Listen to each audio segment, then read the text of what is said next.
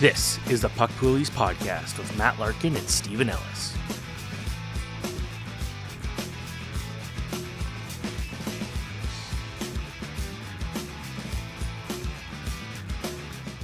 Hello, everyone. Welcome to a very special edition of the Poolies podcast. It's Matt Larkin here with Stephen Ellis, as always. And this is our playoff pool spectacular, Stephen. Not to be confused with advice for your fantasy playoffs. This is pool that is for the playoffs. That's what we're talking about today. And Stephen, before we get into that, just give me a quick update. How did you make out? Is your league over? How did your team do this year? Well, we're on week 2 of our championship, and it started off with not a great start. I was losing after the first 2 days, but it started to progress very well. Things were looking good, and then it helped that my opponent, who has McDavid, did not play him on Saturday, which, don't know if you knew, that was a big night for him. 3 points. So that was very good for me, and I made a mistake and put Demko in the lineup last night when he wasn't playing, and my other goalies were like Devin Levi, but that's okay. So far, it looks like the projected still about another 60-point victory for me, and I still have 2 more roster spots to make, so I'm going to be saving those to the last minute. All right. Well, we'll find out on the next episode if Steven ends up being the champion. But let's launch it in now to some playoff talk. And we're going to do it a little differently for this episode. Okay. So I think it's really important in pools. You're not always prioritizing players, you're prioritizing teams. So we're going to talk about some teams that I think we should be targeting. All right. Well, let's start off with a very obvious one, considering they have 2 of the best players in the world, and that is the Edmonton Oilers. Yes, the Edmonton Oilers proved last year in the playoffs that they don't even have to go that far to carry you in a playoff pool. We saw what Connor McDavid and Leon Draisaitl did. They played 2 rounds and then 4 games of the third round, and they were absolutely dominant. You could see Connor McDavid almost win a Conn Smythe trophy if he gets to, deeper into a third round series. Doesn't even necessarily make the final. That's how many points he's going to get. So in my opinion, for that reason alone, you should be loading up on Edmonton Oilers, not just, of course, McDavid and Leon Draisaitl. We're talking Zach Hyman, Evander Kane. The list goes on and on. You can go deeper down the lineup. Ryan Nugent-Hopkins. Get as many as you can, especially because the Pacific Division bracket is not too scary. It's still the weakest in the NHL, in my opinion. So it's not inconceivable that the Oilers emerge from that bracket again and make it to the Western Conference Final for a second year in a row. So to me, I think there are years where, the best players in fantasy aren't necessarily the top picks in playoff pools. I don't think that's the case this time. I think McDavid and Leon Draisaitl should be the top 2 picks. All right. The team that beat them last year to make it to the Stanley Cup final, and obviously they won it, the Colorado Avalanche. A bit of a different situation this year. They're not as strong as they were a year ago, but they're still the Colorado Avalanche. That's right. The Avalanche seem to be peaking late. Obviously, we have to keep a very close eye on Cale Makar's injury status, but they're slowly getting healthy-ish in time for the playoffs. Suddenly, they're looking like they could win the Central Division, which could obviously get them an easier opponent in the first round of the playoffs as well, which is very important. And I still think the Avs, just talent-wise, if they're relatively healthy or even 90% healthy, have as good a shot as anyone to go all the way to the final again. We've seen, of course, obviously the superstars Nathan McKinnon, Mikko Rantanen having great years again, both over 100 points. But if you're looking at even depth additions, obviously Arturi Lehkonen, guys like that were really good in the playoffs last year. You can always consider Gabriel Landeskog a sleeper if he's going to be back in the lineup, dropped in there just in time for the playoffs. So the Avs, of course, a team to target in your playoff pool. All right. The Dallas Stars is a team we've talked about a lot on this show this year because, they got a good young core and they look like a team on the upswing. So Dallas Stars. That's right. So the Dallas Stars, to me, I'm barring anything crazy happening in the next week, I'm probably going to pick them to reach the Stanley Cup final to represent the Western Conference. I just think they have all the ingredients, especially the 3-pillar system. You have the superstar goalie and Jake Ottinger, the elite defenseman Amir Heiskanen, the superstar forward and Jason Robertson. Based on that sort of team structure, I think a lot of Stanley Cup champions are built the same way. I think they have what it takes to go all the way. So I would be targeting Stars, whether it's that entire top line with Jason Robertson, also Rupe Hintz, Joe Pavelski, even the depth second line guys like Jamie Benn, who's had a great year, Miro Heiskanen. And I think Jake Ottinger, you can make a case, is as good a pick as any goalie in net for the fantasy playoffs. All right. And this one's an obvious one for obvious reasons, the Boston Bruins. Yes, we don't have to overthink this one.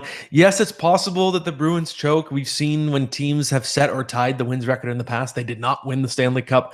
But I just think this Boston Bruins team is not built that way. They have some Stanley Cup winners on the roster that aren't going to be mentally soft and choke it 2018-19 Lightning did before the Cup experience.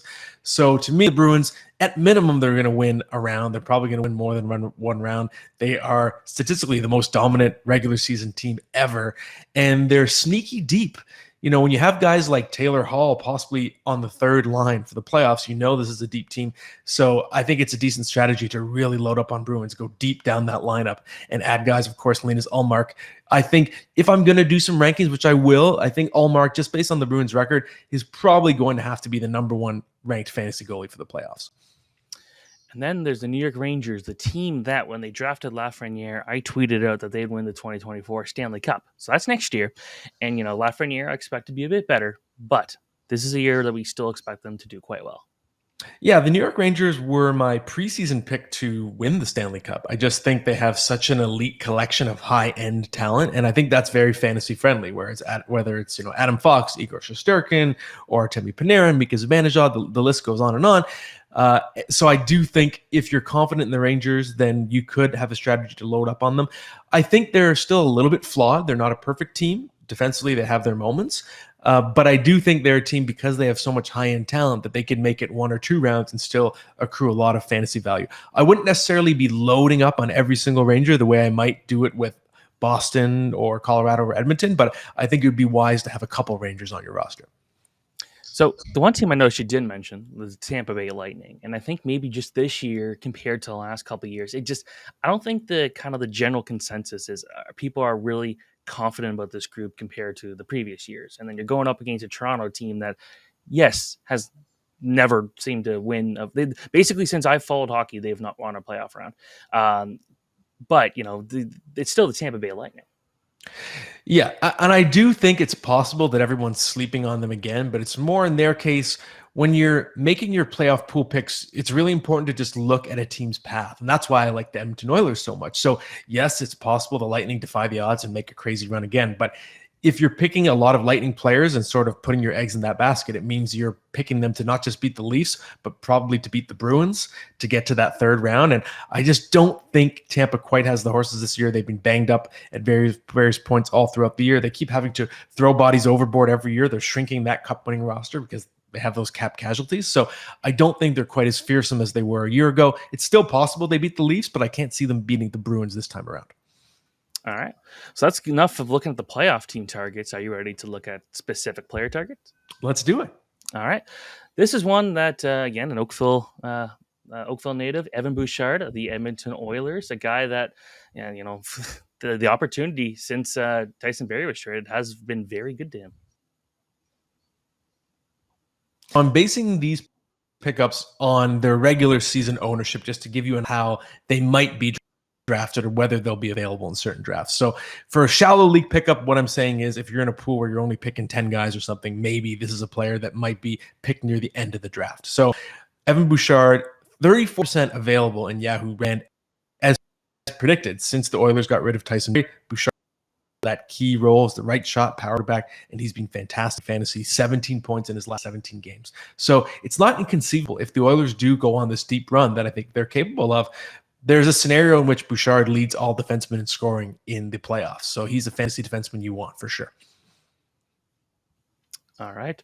Going over to Boston, Tyler Bertuzzi, a guy that's been a lot of fun to watch since he's been traded there. Yeah, so I said earlier that the Bruins, because they're so stacked, they're going to be valuable even if you're dipping into the second and third line. Bertuzzi, because the Bruins have been juggling their lineup a bit, he's gotten some time on the second line. He's been really good lately, 13 points in 15 games. It's possible if David Krejci's back, then Pavel Zacha slides back over to the left wing, and you have Bertuzzi dropping to the third line. But either way, I think he's proven himself to be a valuable piece of the puzzle, and he's available 70% of the league. So this is more like a pool where you're having at least 12 teams. Maybe you're picking 15 players, something like that, and you're looking for deeper down your bench, someone who isn't necessarily going to light the world on fire, but is a solid player who might go deep, and Bertuzzi fits that profile. All right, and the deep league pickup, the newest rich man in the New York Rangers, Filip Chytil. Filip Chytil, if you remember last season, he might have been a really nice end game pick for someone, especially in goals-heavy formats. Playing on the third line, he had 7 goals, gave the Rangers a nice lift as they made it to the third round of the playoffs.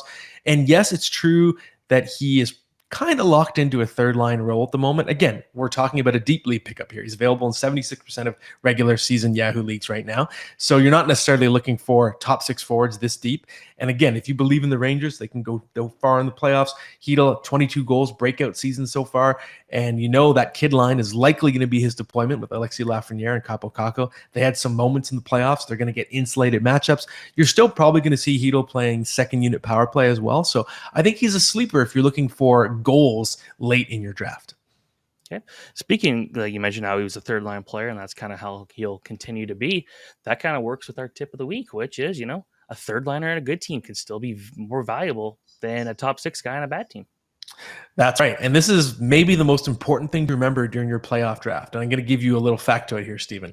Arturi Lehkonen, Andrew Kopp, and Frank Vetrano last year had more points in the playoffs than Sidney Crosby, Matthew Tkachuk, and Austin Matthews. So you really have to pay attention to the team more than the player. A superstar player might only get you 7 points or something if he's on a team that isn't going deep. So to me, if you're trying to break ties, you have to prioritize. Sometimes it's a role player or a middle six forward, someone that's going to go deep just based on pure volume. 13 points in 20 games is going to be worth more to you than a great player who gets 9 points in 6 games in the first round. So I'm not saying you need to take Arturi Lehkonen over Austin Matthews, but I'm just saying you have to reconsider the trajectory of the team. And it's possible if you use the Leafs as an example, if you're not confident that they're going to make it through, you got to look at a player who's maybe a tier 2 and pick them before a tier 1 player on a team that has a really difficult path. See, I like that. I've mentioned a few times before, but back in 2010, I was in a pool. It was a bigger pool. I want to say it was 12 teams, and one of the guys on there picked like the entire Montreal Canadiens roster because that was the only team he really knew. He wanted to just do it for fun. Well, that was the year the Halak went on his run, was making all those 40 save games. Well, he won the pool despite having no players in the championship, just because the Canadians got him so many points. Now, betting on the eighth place team and the eighth seeded team to go out there and do that is obviously not ideal and not really recommended. But he bought into a team that he knew and he believed in as a result, and he won the pool because of it.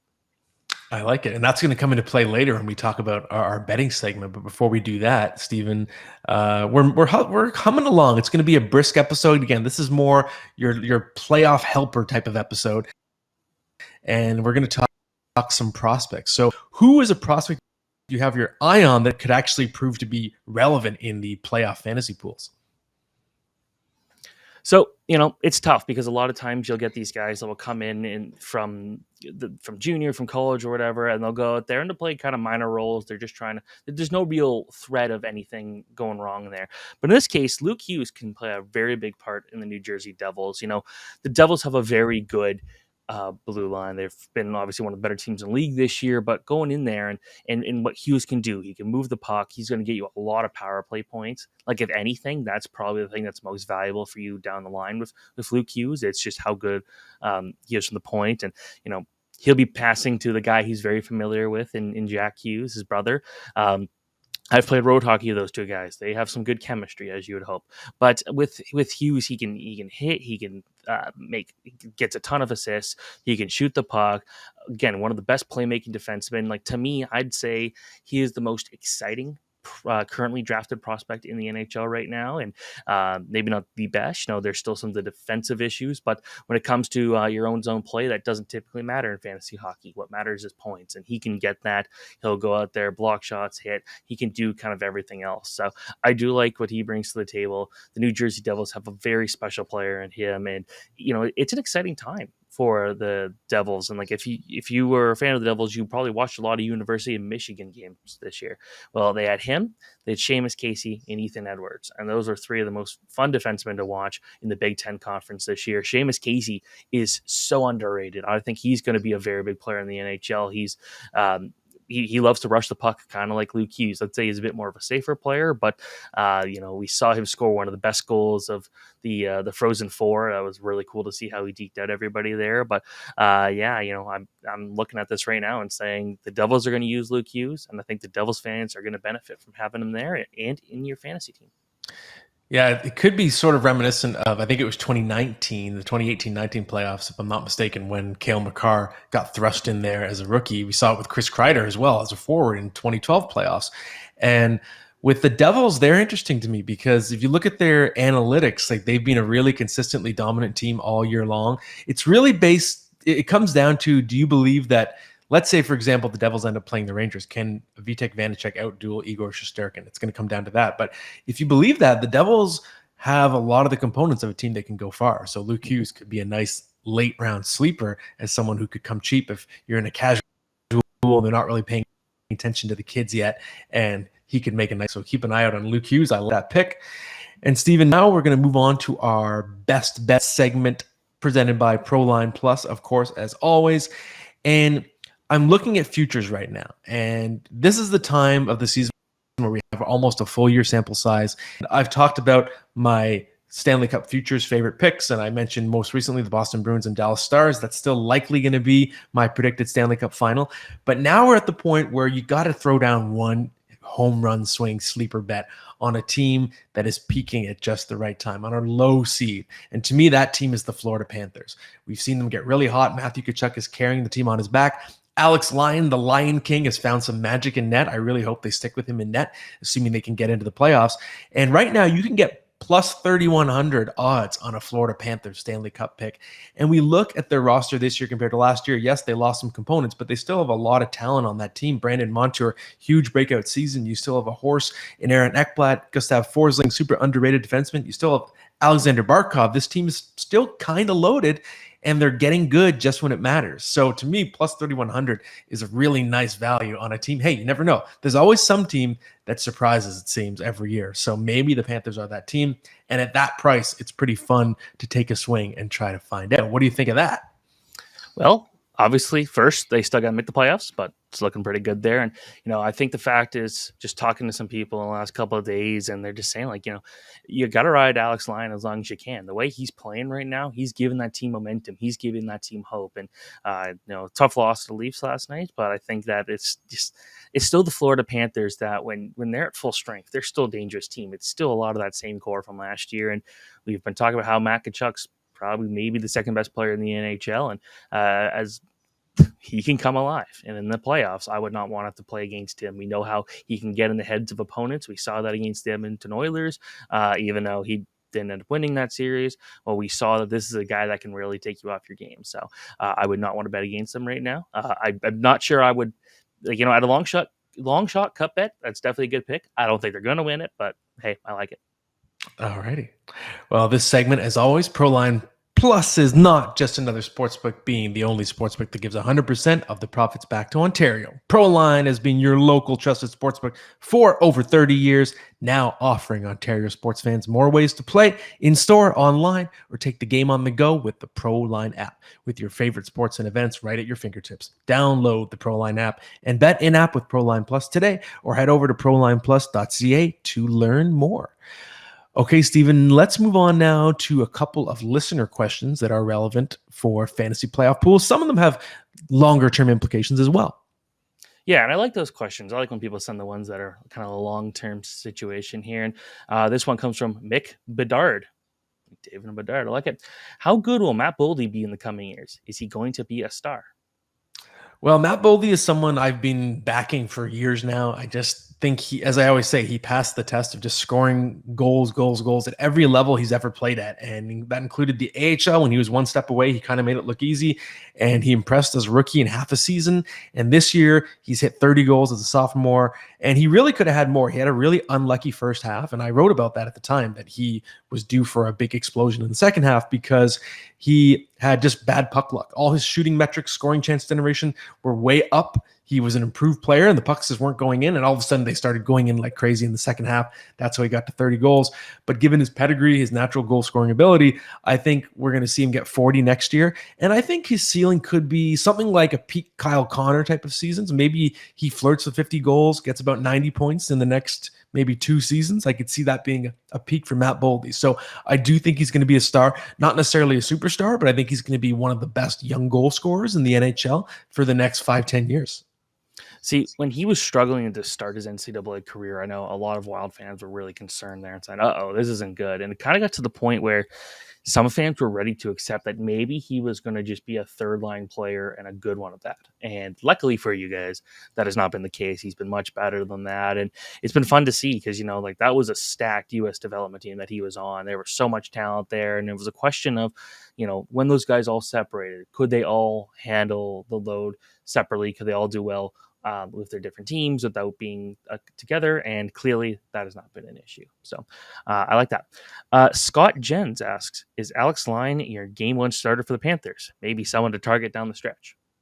Yeah, so we're back on the Alex Lyon discussion, and I really think that he should be. And if he's not, the Florida Panthers are making a grave mistake. So before the loss on Monday, 6-0-0, so 6 wins in a row, 956 save percentage, really helping the Panthers climb back into the race. And if you think about the idea of, you have to start your veteran for the playoffs, these are do or games right now. Basically, what the Panthers have been playing in the last couple of weeks, those are playoff games. The level of pressure is the same as you be getting in a playoff series because the Panthers have not been able to afford losing. So to me, that says Alex Lyon has proven himself in clutch situations already. And I don't think you have anything to lose given that Sergei Bobrovsky has never been a good goalie in the playoffs.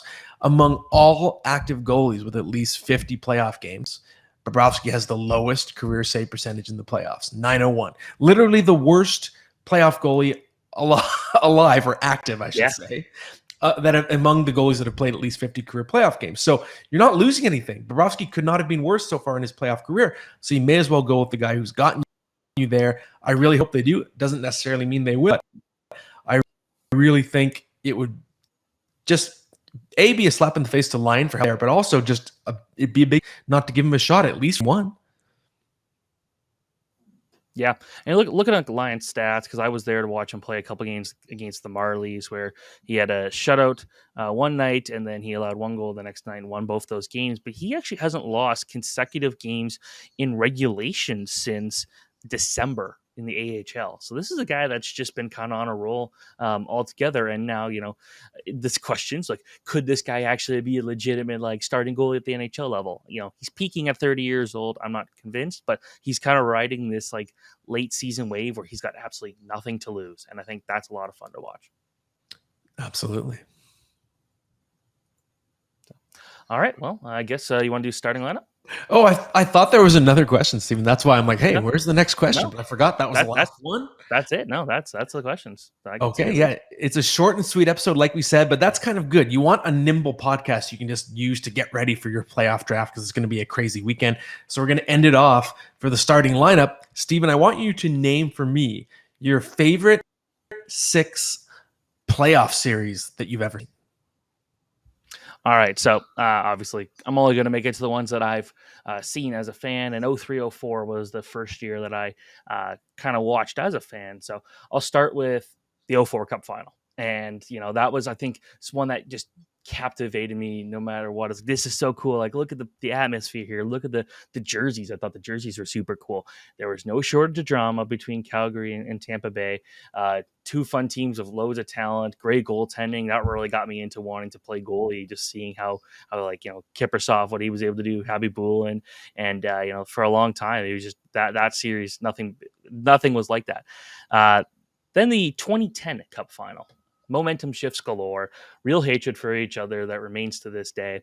I should say 2011 Cup Final, my bad. 2011 being the Vancouver-Boston one. That one was just, true hatred for those 2 teams. Neither of them liked each other. There was all that drama. And it was just fun to see, obviously Vancouver going and destroying their city afterwards wasn't super cool, but it was very cool to see Canada getting really excited about a team being in the final again for the first time since 06 when the Oilers made it, which leads me to the 06 Cup Final, Carolina versus Edmonton. I had an aunt who was at every single one of those games and sent me a bunch of memorabilia from that series. It was just like, it was so fun seeing the third string goalie and UC Marketing going against Cam Ward, the rookie hotshot goalie, and just seeing how much fun that was. Those were great. 2010 Montreal versus the Capitals. That was another good series. I think it was just fun to see what Halak was able to do, and he became just that superstar goalie in that short span. And it was like, oh, this is the end of Carey Price in Montreal. Now, obviously, the Canadians did an okay job. They didn't have to worry about trading Carey Price, and he ended up becoming the goalie he was. But watching him going against the Capitals, I think it's just a series that Habs fans seem to just talk about more, even to this day, than anything that happened in 2021. Part of it was just, they went out there and beat Pittsburgh and they beat Washington. So that was a very tough one. The 2009 Cup final, a fitting rematch from the previous year when it was Pittsburgh and Detroit. Was again Pittsburgh and Detroit, but that was the start of Sidney Crosby's true legacy. At that point, he hadn't won anything from a championship perspective. He goes out there, wins the Stanley Cup. Marc-Andre Fleury makes that awesome save on Nick Lidstrom in the dying seconds, and that started the legacy that to this day, they're like, this was probably the year their playoff run ends, but it was kind of what really helped show that these guys meant big things. They were going to be very serious contenders, and they became one of the best teams of the Cap era. And to them finish it off, to go back to the 2010 playoffs, that Stanley Cup final between the Blackhawks and Philadelphia Flyers was just nutty. Two goalies that should not have been starting goalies going out there, Michael Leighton, and then Chris Pronger stealing pucks and things like that. It was just a weird series. But yeah, I'd say those are the ones that I kind of remember the most and the ones I love the most. All right, and weird series 2010 with maybe the weirdest ending to a Stanley Cup final too. Oh yeah, the overtime winner. Yeah, Patrick Kane. They didn't know if it was in. It was so anticlimactic. So I like the pick. I think I always have a bias toward the 93 and 90. Maybe it's my age. I was like 10, 11, magical, but there were some amazing series in that year, especially in 94, like the Rangers Canucks Cup final, and even the conference final, the Rangers Devils series was unbelievable with the Mark Messier guarantee game and going to game 7, the Matteau goal. That might be my favorite single playoff series I've ever. Just amazing stuff. But I like those. And that is it for our playoff pool primer. Like I said, a short, sweet episode, but we're just trying to get you a little bit of info to help you during a hectic weekend when you're probably going to be doing your playoff draft. So thank you, Steven. Thank you, everyone, for watching and listening. Thank you to our sponsor, Proline Plus. And just a heads up, after this episode, we're going to slow down our schedule. We're going to go to monthly for a little bit. So we'll be back in May with a special episode all about Keeper League players.